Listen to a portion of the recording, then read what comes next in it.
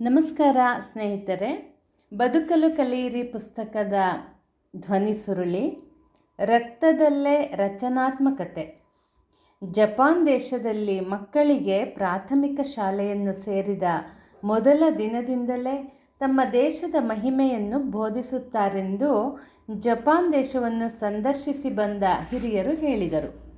ತಮ್ಮ ದೇಶದ ಮಹಿಮರ ಮಹಾನುಭಾವರ ಬಗೆಗೆ, ಸಂಸ್ಕೃತಿಯ ಬಗೆಗೆ, ತಮ್ಮ ಪೂರ್ವಜರು ಸಾಧಿಸಿ ಸಂಪಾದಿಸಿದ ದಕ್ಷತೆ, ಶಕ್ತಿ, ಸಾಮರ್ಥ್ಯಗಳ ಬಗೆಗೆ ಗೌರವ, ಆದರಗಳನ್ನು ಉಂಟು ಮಾಡುವಂತಹ ಸ್ವಾಭಿಮಾನ, ಸ್ವಜನಾಭಿಮಾನ, ಸ್ವದೇಶಾಭಿಮಾನಗಳನ್ನುಂಟು ಮಾಡುವಂಥ ಸಂಗತಿಗಳನ್ನು ಮಕ್ಕಳು ಚೆನ್ನಾಗಿ ತಿಳಿದುಕೊಂಡಿರುತ್ತಾರೆ. ತಾವು ಎಷ್ಟು ಶ್ರೇಷ್ಠ ಜನಾಂಗಕ್ಕೆ ಸೇರಿದವರೆಂದರೆ ದೇವರೇ ತಮ್ಮನ್ನು ವಿಶೇಷವಾಗಿ ಪ್ರೀತಿಸುತ್ತಾನೆ.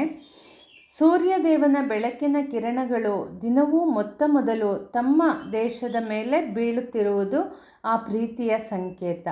ಜಗತ್ತಿನಲ್ಲೇ ತಮ್ಮದು ಅಗ್ರಮಾನ್ಯ ದೇಶ. ತಾವು ಉನ್ನತ ಮಟ್ಟದ ಜನಾಂಗ, ಉದಯರವಿಯ ನಾಡಿನವರು. ಈ ಭಾವನೆಗಳನ್ನು ಬಾಲ್ಯದಲ್ಲೇ ಮಕ್ಕಳ ಮನಸ್ಸಿನಲ್ಲಿ ಸರಿಯಾಗಿ ಬಿಂಬಿಸುತ್ತಾರೆ. ಅದು ಅವರ ಸ್ವವ್ಯಕ್ತಿತ್ವ ಚಿತ್ರದಲ್ಲಿ ನೆಲೆ ನಿಂತು ಎಂಥ ರಚನಾತ್ಮಕ ಕಾರ್ಯಕ್ಕೆ ಒಂದು ಜನಾಂಗವನ್ನೇ ಪ್ರೇರಿಸಿದೆ ಎಂಬುದು ಇಂದು ಎಲ್ಲರ ಕಣ್ಣಿಗೂ ಕಾಣಿಸುವ ಸಂಗತಿ. ಕಾಯಕ ಪ್ರೇಮ, ಉದ್ಯಮಶೀಲತೆ, ಸಹಕಾರ ಭಾವನೆ, ಪ್ರತಿಯೊಂದು ಕ್ಷೇತ್ರದಲ್ಲೂ ಪರಿಪೂರ್ಣತೆಯನ್ನು ಮುಟ್ಟುವ ಹಂಬಲ, ಅಪಾರವಾದ ದೇಶ ಪ್ರೇಮ ಇವುಗಳನ್ನು ಬಾಲ್ಯದಿಂದಲೇ ಮೈಗೂಡಿಸಿಕೊಂಡ ಆ ಪುಟ್ಟ ದೇಶ ನಾನಾ ತೆರನಾದ ನೈಸರ್ಗಿಕ ಪರಿಮಿತಿಗಳನ್ನು ದಾಟಿ ಜಗತ್ತಿನ ಮುಂದುವರೆದ ಮಹಾರಾಷ್ಟ್ರಗಳಿಗೆ ಎಲ್ಲ ಕ್ಷೇತ್ರಗಳಲ್ಲೂ ಪಂಥಾಹ್ವಾನ ನೀಡಬಲ್ಲ ಅಗ್ರಸ್ಥಾನವನ್ನು ಸಂಪಾದಿಸಿದೆ ಅಲ್ಲವೇ? ಮುಂದಿನ ವಿಷಯ ದೌರ್ಬಲ್ಯದ ದಾರ್ಶನಿಕರು. ಕಳೆದ ಶತಮಾನಗಳಲ್ಲಿ ನಮ್ಮ ದೇಶದ ಮಕ್ಕಳು ಪಡೆಯುವ ಸಾಮ್ರಾಜ್ಯಶಾಹಿಗಳು ರೂಪಿಸಿದ ಶಿಕ್ಷಣವನ್ನು ಕುರಿತು ಸ್ವಾಮಿ ವಿವೇಕಾನಂದರು ಹೀಗೆ ಹೇಳಿದ್ದರು. ನೀವು ಪಡೆಯುವ ಶಿಕ್ಷಣದಲ್ಲಿ ಕೆಲವೊಂದು ಗುಣಗಳಿವೆ, ಆದರೆ ಅದರಿಂದಾಗುವ ಅಪಕಾರದ ಪ್ರಮಾಣ ಎಷ್ಟು ಹೆಚ್ಚಿದೆ ಎಂದರೆ ತಕ್ಕಡಿಯ ಒಂದು ತಟ್ಟೆಯಲ್ಲಿ ಒಳ್ಳೆಯ ಅಂಶದ ಭಾರವೇ ಇಲ್ಲ ಎನ್ನುವಂತಾಗಿದೆ. ಮಗುವನ್ನು ಶಾಲೆಗೆ ಕರೆದೊಯ್ದಾಗ ಮೊದಲು ಅದು ಕಲಿಯುವುದು ತನ್ನ ತಂದೆ ಒಬ್ಬ ಮೂರ್ಖ ಎಂದು, ಎರಡನೆಯದು ತನ್ನ ಅಜ್ಜ ಹುಚ್ಚ ಎಂದು, ಮೂರನೆಯದು ತನ್ನ ಗುರುಗಳೆಲ್ಲ ಮೋಸಗಾರರು ಎಂದು, ನಾಲ್ಕನೆಯದು ತನ್ನ ದೇಶದ ಪವಿತ್ರ ಗ್ರಂಥಗಳೆಲ್ಲ ಸುಳ್ಳು, ಮೂಢನಂಬಿಕೆಗಳ ಕಂತೆ ಎಂದು, ಐದನೆಯದು ತಾವೆಲ್ಲ ಕೆಲಸಕ್ಕೆ ಬಾರದವರು, ತಮ್ಮ ದೇಶದಲ್ಲಿ ಮಹಾ ವ್ಯಕ್ತಿಗಳೇ ಹುಟ್ಟಿಲ್ಲ ಎಂದು. ಹೀಗೆ ಬೆಳೆದ ಹುಡುಗನೊಬ್ಬ 16ನೇ ವಯಸ್ಸಿನ ಹೊತ್ತಿಗೆ ಶಕ್ತಿ, ಉತ್ಸಾಹಗಳಿಲ್ಲದ ನಿಷೇಧಾತ್ಮಕ ಭಾವನೆಗಳ ಮುದ್ದೆಯಾಗುತ್ತಾನೆ. ನಿಷೇಧಾತ್ಮಕ ವಿದ್ಯಾಭ್ಯಾಸ ಅಥವಾ ನಿಷೇಧಮಯ ಭಾವನೆಗಳ ಮೇಲೆ ನಿಂತ ಯಾವುದೇ ತರಬೇತಿ ಸಾವಿಗಿಂತಲೂ ಭಯಾನಕ. ಭಾರತದ ಪುರಾತನ ಸಂಸ್ಕೃತಿಯ ಪ್ರಬಲ ಬೌದ್ಧಿಕ ಸಾಮರ್ಥ್ಯಕ್ಕೆ ಸಾಕಷ್ಟು ಸಾಕ್ಷ್ಯಗಳಿದ್ದರೂ ಜಗತ್ತೇ ಅದನ್ನು ಕಂಡು ಗೌರವದಿಂದ ತಲೆಬಾಗಿದರೂ ಸ್ವಾತಂತ್ರ್ಯ ಪೂರ್ವದಲ್ಲಿ ಆ ಸಂಸ್ಕೃತಿಯ ಸಂದೇಶದಿಂದಲೇ ಸ್ಫೂರ್ತಿ ಪಡೆದ ಈ ದೇಶದ ದೂರದೃಷ್ಟಿಯ ಧೀಮಂತ ದೇಶಪ್ರೇಮಿಗಳು ಗುಲಾಮಗಿರಿಯಿಂದ, ವಿದೇಶಿಯರ ಸುಲಿಗೆಯಿಂದ ದೇಶವನ್ನು ಪಾರು ಮಾಡಲು ಪ್ರಾಣವನ್ನು ಪಣವಾಗಿಟ್ಟು ಹೋರಾಡಿದ್ದರೂ ಇಂದಿನ ದಿನಗಳಲ್ಲಿ ಶಾಲಾ ಕಾಲೇಜುಗಳಿಂದ ಹೊರಬರುವ ಲಕ್ಷ ಲಕ್ಷ ನರನಾರಿಯರಲ್ಲಿ ದೇಶದ ಹಿರಿಮೆ ಗರಿಮೆಗಳ ಬಗೆಗೆ ಕಿಂಚಿತ್ತಾದರೂ ಅಭಿಮಾನ ಕಂಡುಬರುತ್ತಿದೆಯೇ? ಪ್ರಚಾರ ವ್ಯವಸ್ಥೆಯ ಸಂಘಟಿತ ಬಲವಿಲ್ಲದಿದ್ದರೂ ತನ್ನ ಸತ್ವಶಕ್ತಿಗಳಿಂದಲೇ ವಿದೇಶಿ ವಿಚಾರವಂತರ ಮನಸೆಳೆದ ಯೋಗ ವೇದಾಂತಗಳಾಗಲಿ, ನೃತ್ಯ ಸಂಗೀತಗಳಾಗಲಿ, ವಾಸ್ತುಶಿಲ್ಪಗಳಾಗಲಿ, ತತ್ವಶಾಸ್ತ್ರ, ಸಂತರ ಜೀವನ, ಮತೀಯ ಸಾಧನೆ ಬೋಧನೆಗಳಾಗಲಿ, ಕುಶಲ ಕಲೆಗಳಾಗಲಿ ಇಲ್ಲಿನ ಆಧುನಿಕ ವಿದ್ಯಾವಂತರಿಗೆ ಆಪ್ಯಾಯಮಾನವೆನಿಸಿಯಾವೆ. ಈ ಸಂಗತಿಗಳನ್ನು ಕುರಿತ ಪ್ರಾಥಮಿಕ ಪರಿಚಯ ಸ್ವಲ್ಪ ಮಟ್ಟಿನ ಅಭಿರುಚಿ ಅಭಿಮಾನಗಳನ್ನಾದರೂ ಈ ದೇಶದ ಯುವಕರಲ್ಲಿ ಕಾಣಬಹುದೇ? ಕಾಣುವ ಸಾಧ್ಯತೆಯಾದರೂ ಇದೆಯೇ?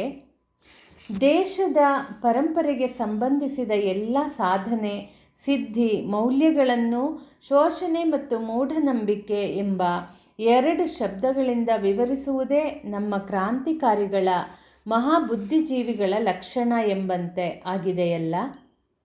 ರಾಷ್ಟ್ರೀಯತಾ ಭಾವನೆಯಿಂದ ಪ್ರೇರಿತರಾಗಿ ಹೋರಾಡಿ ಅಪಾರ ಬಲಿದಾನ ತ್ಯಾಗಗಳಿಂದ ಸ್ವಾತಂತ್ರ್ಯವನ್ನು ಪಡೆದು ಸ್ವಾತಂತ್ರ್ಯಾನಂತರ ಆ ಭಾವನೆಗೆ ಕುಟುರಾಘಾತವಾಗುವಂತೆ ಕೃತ್ಯ ಇತ್ತೀಚಿನ ವರ್ಷಗಳಲ್ಲಿ ಸರ್ವತ್ರ ಕಂಡುಬರುತ್ತಿದೆಯಲ್ಲ.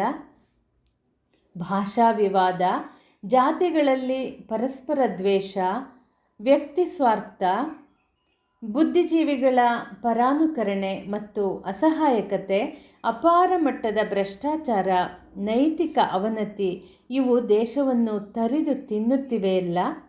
ರಾಜಕಾರಣಿ ಅಯೋಗ್ಯ, ಉತ್ಪಾದಕ ಲಾಭ ಬಡುಕ, ವರ್ತಕ ಕಾಳಸಂತೆಯ ಪ್ರವರ್ತಕ, ಸರ್ಕಾರಿ ನೌಕರ ಸ್ವಾರ್ಥಿ ಮತ್ತು ಲಂಚಕೋರ, ಕೆಲಸಗಾರ ಮೈಗಳ್ಳ, ಮುಷ್ಕರ ನಿರತ, ವಿದ್ಯಾರ್ಥಿ ಶಿಸ್ತು ಮತ್ತು ವಿದ್ಯಾಸಕ್ತಿ ಇಲ್ಲದವನು.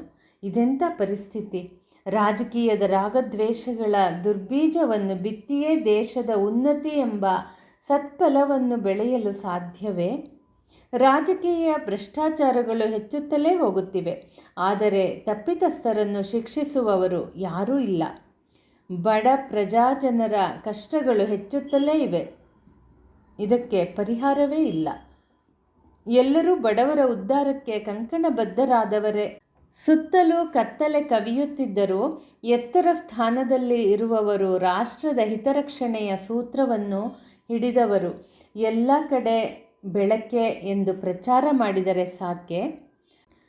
ಸರ್ವತ್ರ ದುರಂತದೆಡೆ ಧಾವಿಸುತ್ತಿರುವ ಒಂದು ಜನಾಂಗವನ್ನು ರಕ್ಷಿಸುವ ಯಾವ ಸೂತ್ರವೂ ಇಲ್ಲವೇ? ಎಲ್ಲ ಪಕ್ಷಗಳವರು, ಎಲ್ಲ ಜಾತಿ ಮತಗಳ ಜನರು ಒಪ್ಪುವ, ಎಲ್ಲರಿಗೂ ಶಕ್ತಿಯನ್ನೀವ ಒಂದು ಶ್ರದ್ಧೆಯ ಕೇಂದ್ರ ಬಿಂದುವಲ್ಲವೇ? ಜನಾಂಗದ ಸ್ವವ್ಯಕ್ತಿತ್ವ ಚಿತ್ರದಲ್ಲಿ ಎಂತಹ ನಿಷೇಧಮಯ ಭಾವನೆಗಳು ತುಂಬಿಕೊಂಡಿವೆ! ತತ್ಫಲವಾಗಿ ಎಂಥ ದುರಂತ ಸನ್ನಿವೇಶ ಸನ್ನಿಹಿತವಾಗಿದೆ. ಮುಂದಿನ ವಿಷಯ ಬೇಕಾಗಿದೆ ಕಾಯಕಲ್ಪ. ಇತ್ತೀಚೆಗೆ ನಮ್ಮ ದೇಶದ ಧೀಮಂತ ವ್ಯಕ್ತಿಗಳಲ್ಲಿ ಒಬ್ಬರಾದ ನ್ಯಾಯವಾದಿ ನಾಪಾಲ್ಕಿವಾಲರು ಜಪಾನ್ ದೇಶದ ಮಂತ್ರಿಗಳೊಬ್ಬರನ್ನು ಭೇಟಿಯಾದಾಗ ಒಂದು ಪ್ರಶ್ನೆಯನ್ನು ಕೇಳಿದರು. ನಿಜ ಹೇಳುವುದಾದರೆ ನಾವು ಜಪಾನ್ ದೇಶದ ಜನರಿಗಿಂತ ಕಡಿಮೆ ಬುದ್ಧಿಶಾಲಿಗಳೇನೂ ಅಲ್ಲ. ನೀವಾದರೂ ಜಗತ್ತಿನ ಉನ್ನತ ರಾಷ್ಟ್ರಗಳಲ್ಲಿ ಅತ್ಯುನ್ನತ ಸ್ಥಾನ ಗಳಿಸಿಕೊಂಡಿದ್ದೀರಿ. ಆದರೆ ನಾವಿನ್ನೂ ಕೊಳೆ ಕೊಂಪೆಯಲ್ಲಿ ನರಳುತ್ತಿದ್ದೇವೆ. ಹೇಳಿ, ಇದಕ್ಕೆ ಏನು ಕಾರಣ ಎಂದಾಗ ಜಪಾನ್ ದೇಶದ ಮಂತ್ರಿಗಳು ನೀಡಿದ ಅರ್ಥಪೂರ್ಣ ಉತ್ತರ ಹೀಗಿತ್ತು: ನನ್ನ ಸ್ನೇಹಿತರೆ, ಜಪಾನ್ನಲ್ಲಿ ನಾವು 1 ಮಿಲಿಯನ್ ನಾಗರಿಕರಿದ್ದೇವೆ. ನಿಮ್ಮಲ್ಲಿ 600 ಮಿಲಿಯನ್ ವ್ಯಕ್ತಿಗಳಿದ್ದಾರೆ. ನಮ್ಮ ಪಾಲಿಗೆ ಬಂದ ಶಿಕ್ಷಣ ವಿಧಾನ ನಮ್ಮನ್ನು, ನಮ್ಮ ಯುವಕರನ್ನು ನಾಗರಿಕರನ್ನಾಗಿ ಮಾಡುವ ಸಂಭವ ಇದೆಯೇ? ಅಥವಾ ಸಂಕುಚಿತ ಸ್ವಾರ್ಥಕ್ಕೆ ತನ್ನ ಸರ್ವಸ್ವವನ್ನು ಧಾರೆ ಎರೆಯುವ ಸ್ವಾರ್ಥಪರಾಯಣ ವ್ಯಕ್ತಿಗಳನ್ನೇ ಆಗಿಸಲು ತರಬೇತಿ ನೀಡಿತ್ತೆ? ಪ್ರಾಯಃ ಜಪಾನಿನ ಮಂತ್ರಿಗಳು ವ್ಯಕ್ತಿಗಳೆಂದೇ ಹೇಳಿ ಸುಮ್ಮನಾದರೂ ಕ್ಷುದ್ರ ಎಂಬ ವಿಶೇಷಣ ಸೇರಿಸಲು ಮರೆತರೆ, ಅಥವಾ ಅದು ಅವರ ಇಂಗಿತವಿದ್ದರೂ ಇರಬಹುದೇ? ಭಾರತ ಎಂದರೆ ಅತ್ಯಂತ ಹೆಚ್ಚಿನ ಸಂಪನ್ಮೂಲಗಳುಳ್ಳ ಆದರೆ ಬಡವರು ವಾಸವಾಗಿರುವ ಶ್ರೀಮಂತ ದೇಶ ಎಂದು ವಿದೇಶಿ ಯಾತ್ರಿಕನೊಬ್ಬ ಹೇಳಿದ. ಎಂಥ ವಿರೋಧಾಭಾಸ!